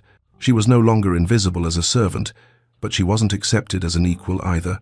She existed in some uncomfortable liminal space, and every person in the room seemed acutely aware of it. Lady Catherine approached first, surprisingly gracious. Miss Harrington, what a lovely gown. The color suits you beautifully. Thank you, Lady Catherine. Lila managed a smile, grateful for the kindness. I hope you'll be very happy, Catherine continued, and seemed to mean it. Edmund is a good man. He deserves someone who sees him, not just his title. Lady Margaret was more reserved but equally civil. Miss Harrington, I understand congratulations are in order, though I confess I'm surprised by the Duke's choice. Her tone was analytical rather than cruel. Still, I suppose there's something to be said for choosing passion over practicality. I wish you both well, but not everyone was so generous. Clusters of noblewomen whispered behind fans, their gazes sharp with disapproval. An elderly duchess turned her back entirely when Edmund tried to make introductions. 2 families left within the first hour, making their displeasure evident. Yet there were others, younger couples mostly, who seemed intrigued by the unconventional romance. A few smiled warmly at Leela, as if her presence represented some kind of hope that love might triumph over duty in their own lives. At the margins of the ballroom, the servants watched with mixed reactions. Some wiped tears, clearly moved. Others stood rigid with disapproval, as if Lila's elevation was a personal betrayal of their shared position. Edmund had planned to propose to Lila privately in the garden, then announce their engagement to the assembled guests. But fate, as always, had other plans. Lady Helena Ashford, Catherine's mother, and a woman of considerable social influence, approached Edmund with a purposeful stride. Beside her was a young woman Lila didn't recognize, golden-haired and exquisitely dressed. "Edmund, my dear boy," Lady Helena's voice carried across the nearby conversations. "I don't believe you've met my youngest daughter, Arabella. She was just presented at court last month." The girl curtsied beautifully, her smile practiced and perfect. Lady Helena continued, her tone kind but firm.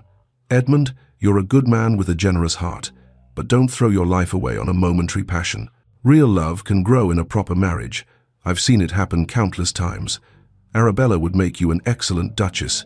She's been trained for the role since birth." The surrounding conversations died completely. Every ear in the ballroom strained to hear Edmund's response. This was the moment the easy path laid out before him, endorsed by tradition and society, offering him escape from the scandal of marrying beneath his station. Edmund felt the weight of expectation pressing down like a physical force. He could end this now. Accept Lady Helena's offer, court Arabella, make a suitable match that would please his mother and satisfy society's demands. Everything would go back to normal, the path forward clear and uncomplicated. He looked across the ballroom to where Lila stood near the refreshment table. She'd insisted on serving, unable to completely abandon her identity even in her fine dress. "I haven't forgotten who I am," she'd told him earlier, and he'd seen both pride and fear in her eyes. As he watched, an elderly nobleman gestured dismissively toward her, clearly ordering her to fetch him champagne. Lila's face remained composed, dignified, not engaging with the rudeness but not cowering either. She simply redirected him to one of the actual servants with quiet grace, then stepped back into the shadows. In that moment, Edmund saw everything he loved about her, her strength, her integrity, her refusal to pretend to be something she wasn't. She wasn't performing for society. She was simply being herself, and that took more courage than any of these guests would ever know. "Lady Helena," Edmund said, his voice carrying clearly through the silent ballroom, "I appreciate your concern and your kindness, but I'm afraid I must decline."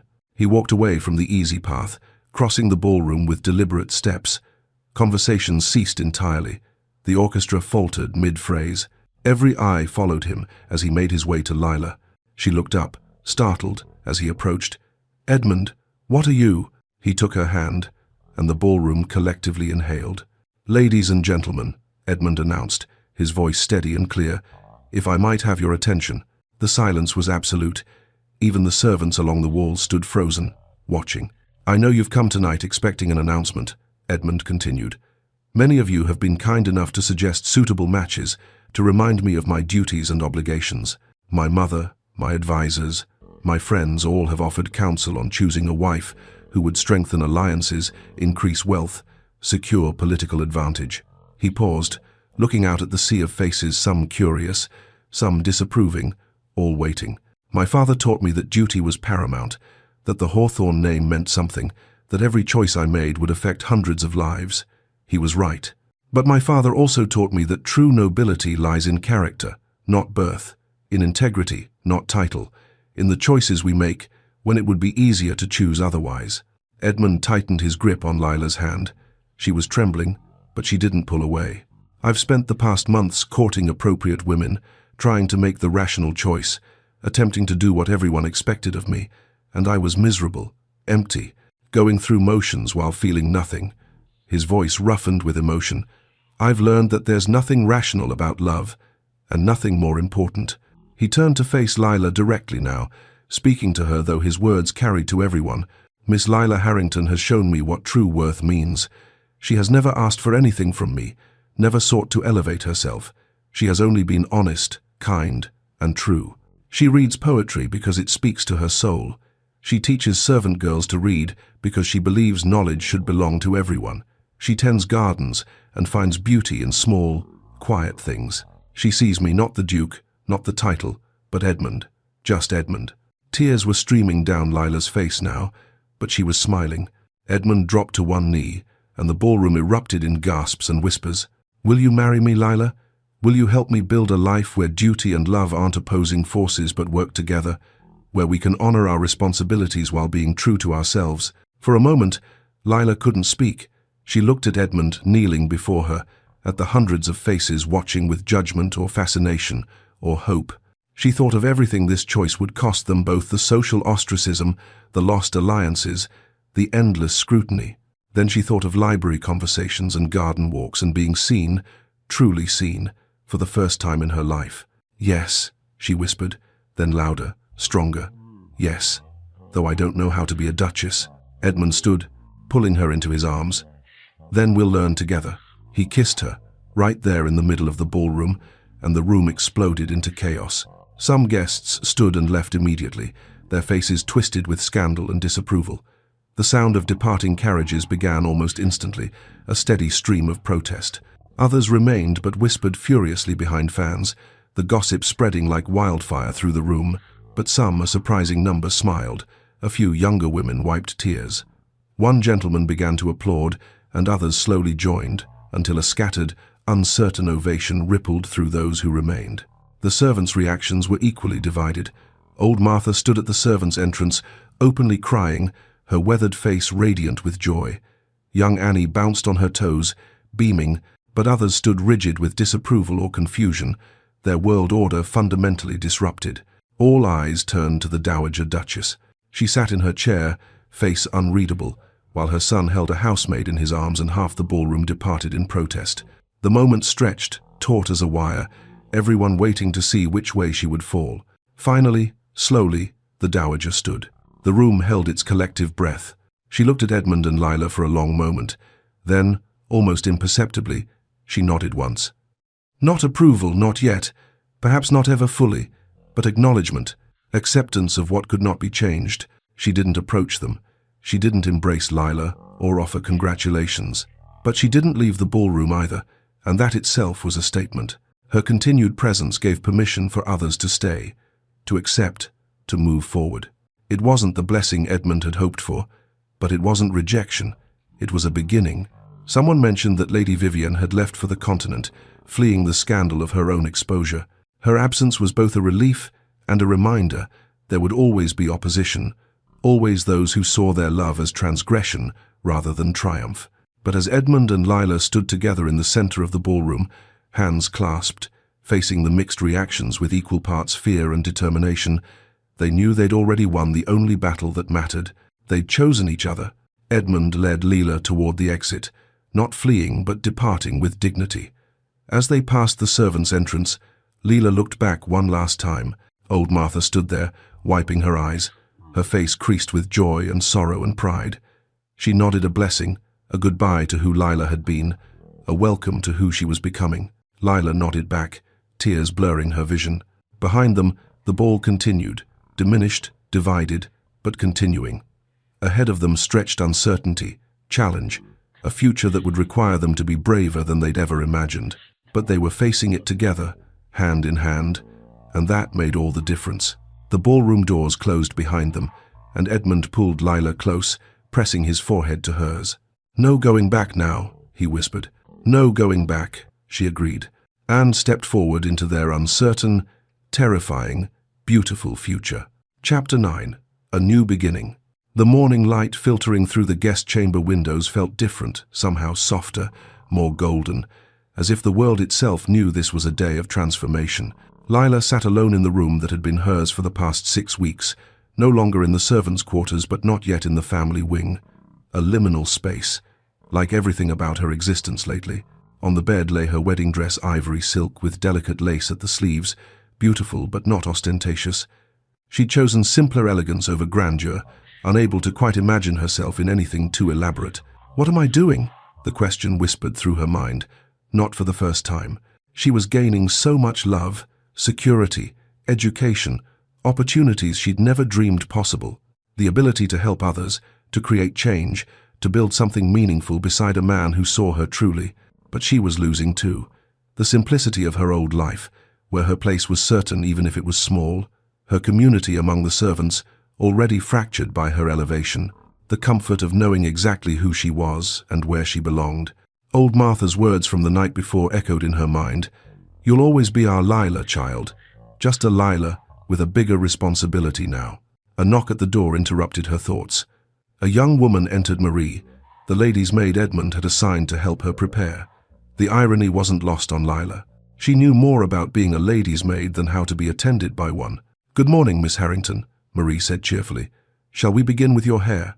Lila had initially insisted on doing it herself, her hands moving through the familiar motions of pinning and arranging, but the elaborate style required for a ducal wedding was beyond her skill, and she'd finally, reluctantly, sat still and let Marie work. It was harder than it should have been, learning to receive care rather than give it, accepting help rather than being the helper. But as Marie's skilled fingers wove her hair into an elegant arrangement, Lila forced herself to breathe, to accept, to begin the long process of learning her new role. The wedding dress slipped over her head like a dream, the silk whispering against her skin. It fit perfectly. Edmund had insisted on the finest dressmaker, had sat through her fittings with patient attention, offering opinions when asked, and silent support when she was overwhelmed.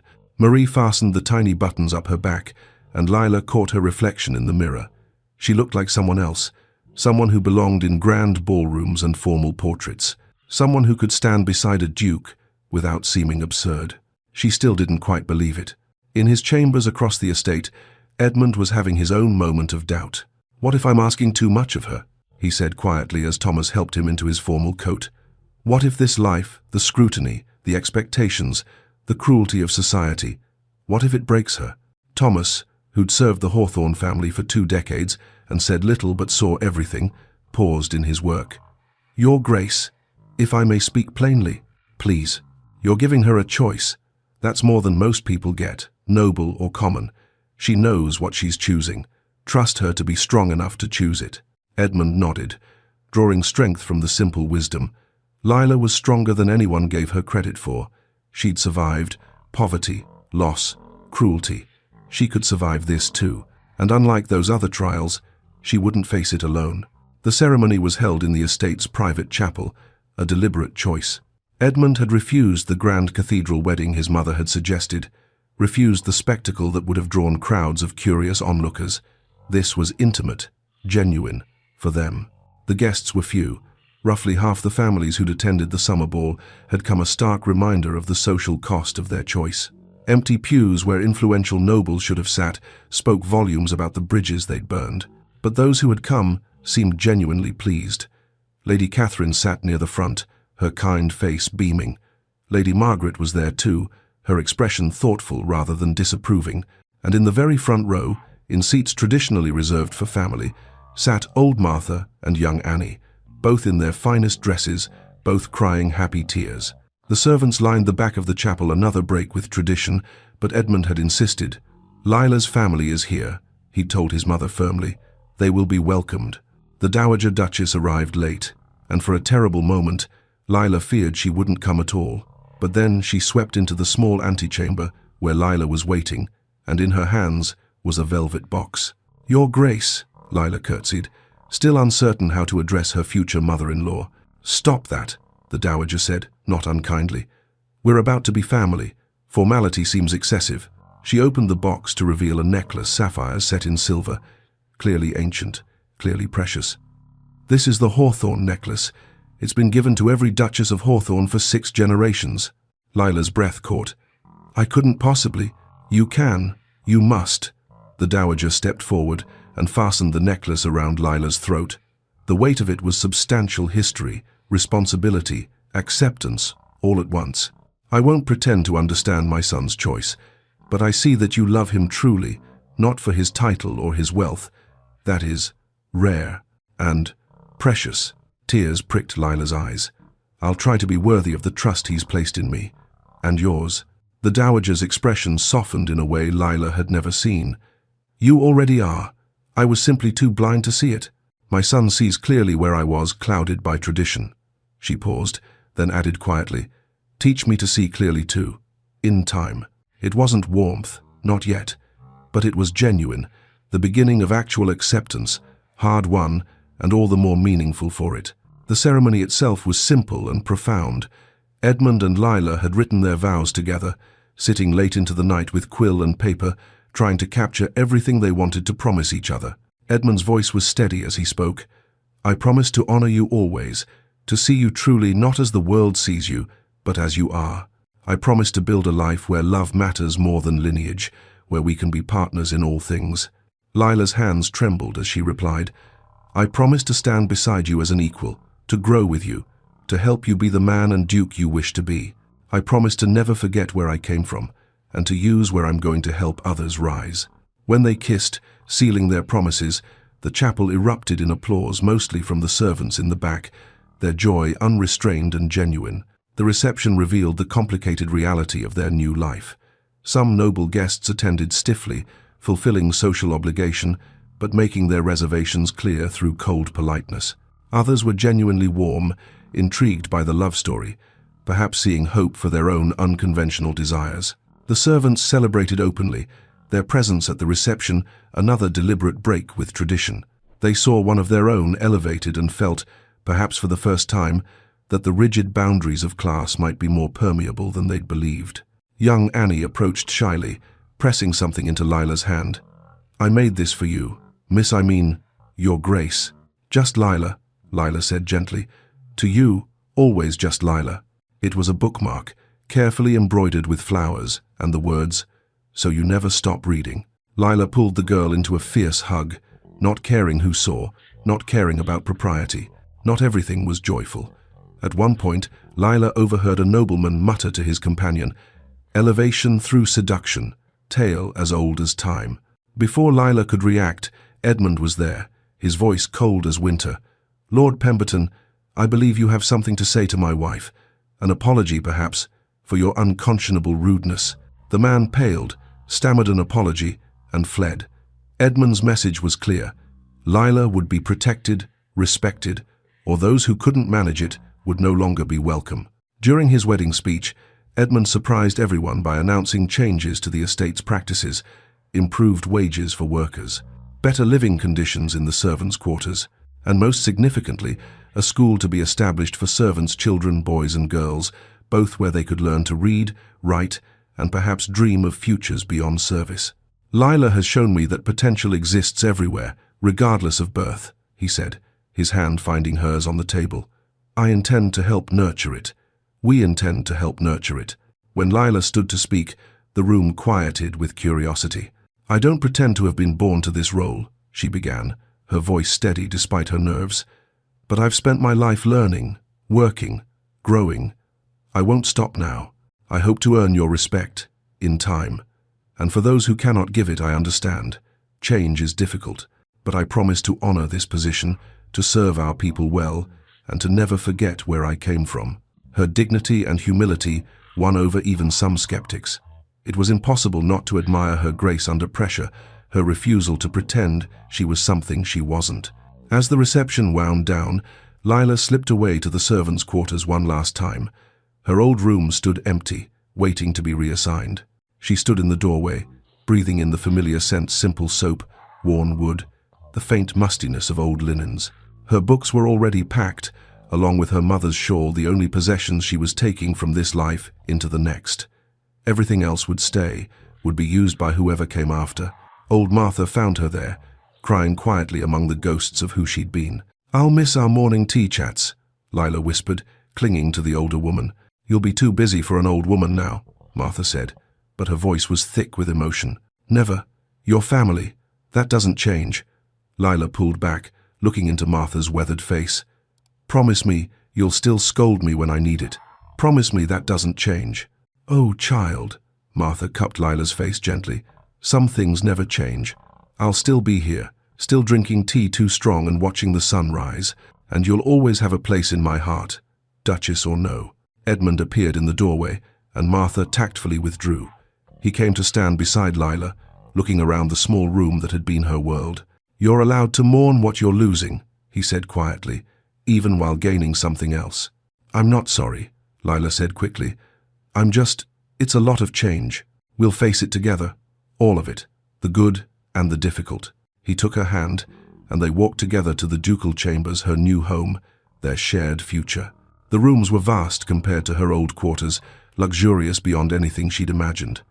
Edmund led her to the window, and they stood together looking out over the moonlit estate.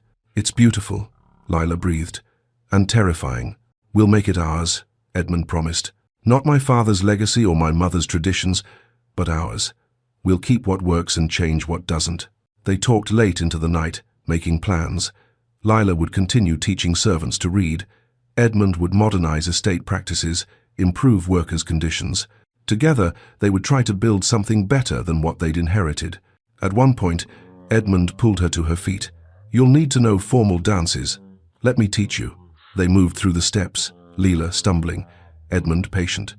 When she stepped on his foot for the third time, they both dissolved into laughter, the tension breaking into something lighter, more joyful. I'm hopeless, Lila said, still giggling. You're learning. There's a difference. They collapsed onto the settee, breathless and happy. Lila looked at Edmund, her husband, her partner, her impossible, improbable future, and felt the weight of everything they'd overcome and everything still ahead. I'm still terrified, you know, she admitted quietly. So am I. Edmund pulled her close, pressing a kiss to her temple. But I'd rather be terrified with you than comfortable without you. Even when I step on your feet during the first formal ball? Especially then. Lila tilted her face up, and he kissed her properly, soft, sweet, full of promise. When they pulled apart, she rested her forehead against his. We're going to make mistakes, she whispered. Undoubtedly. People will judge us. Let them. It's going to be hard. Yes. Edmund's arms tightened around her. But it will also be beautiful. We'll make it beautiful. Outside, the estate settled into sleep. The servants in their quarters, the nobles in their distant homes, the Dowager Duchess in her wing, all of them adjusting to this new reality where a maid had become a duchess and love had trumped tradition. Inside the ducal chambers, Edmund and Lila sat together in the window seat, watching the stars emerge, talking about books and gardens and dreams for the future. They were still learning, still adjusting, still terrified of all the ways they might fail, but they were doing it together, and that made all the difference. The story of the Duke and the Maid would be told for generations, sometimes as scandal, sometimes as romance, sometimes as cautionary tale. But for Edmund and Lila, it was simply the beginning of their life together. Imperfect, uncertain, hard-won, and real. And absolutely, undeniably, worth it. And so, Edmund and Lila began their new life together, not as duke and servant, but as partners who chose love over convention, courage over comfort, and each other over everything else the world expected of them. Their journey wasn't easy. Society didn't transform overnight, and there were struggles ahead, whispers that would follow them for years, relationships that would never quite mend, moments when the weight of their choice would feel almost too heavy to bear. But they faced it all together, hand in hand, building something beautiful from the broken pieces of expectation. Lila never forgot where she came from. She continued teaching servants to read, established the school Edmund had promised, and used her position to open doors that had always been closed to people like her. And Edmund learned that true nobility isn't inherited, it's earned through the choices we make and the people we choose to become. As for the Dowager Duchess, well, that's a story for another time. Let's just say that even the most traditional hearts can learn to see clearly, given time and a daughter-in-law with patience and grace. If Edmund and Lila's story touched your heart, I'd love to hear from you in the comments below. Have you ever had to choose between duty and desire, between what others expected and what your heart truly wanted? Share your story. I read every single comment, and your experiences inspire the stories I create. If you enjoyed this tale of forbidden love and second chances, please give this video a thumbs up. It helps more people discover these stories and reminds me that you want more content like this. Don't forget to subscribe and hit that notification bell so you never miss a new story. I post fresh historical romances every week, each one exploring love that defies expectations, characters who choose courage over conformity, and endings that prove that sometimes the heart knows better than society ever could. Which story should I tell next? I'm working on several new tales. Would you prefer another Victorian romance? Perhaps a Regency-era love story? Or maybe something set in the Georgian period? Let me know in the comments, and your votes will help decide what comes next. And if you're craving more stories right now, check out the playlist I've linked in the description below. Hours of historical romances featuring strong heroines, swoon-worthy heroes, and love stories that triumph against all odds. Share this video with someone who believes in the power of true love, who understands that real worth has nothing to do with titles or birth, who needs to be reminded that choosing your own path even when it's terrifying is always worth it. Thank you so much for listening, for supporting this channel, and for joining Edmund and Lila on their journey from the ballroom to forever. Your presence here means the world to me. Until next time, dear listeners, may you always have the courage to choose love, the strength to choose yourself, and the wisdom to know that the best stories are the ones where we write our own endings. This is Lyra, and I'll see you in the next story. Sweet dreams, and may your own love story be as brave and beautiful as the ones we share here.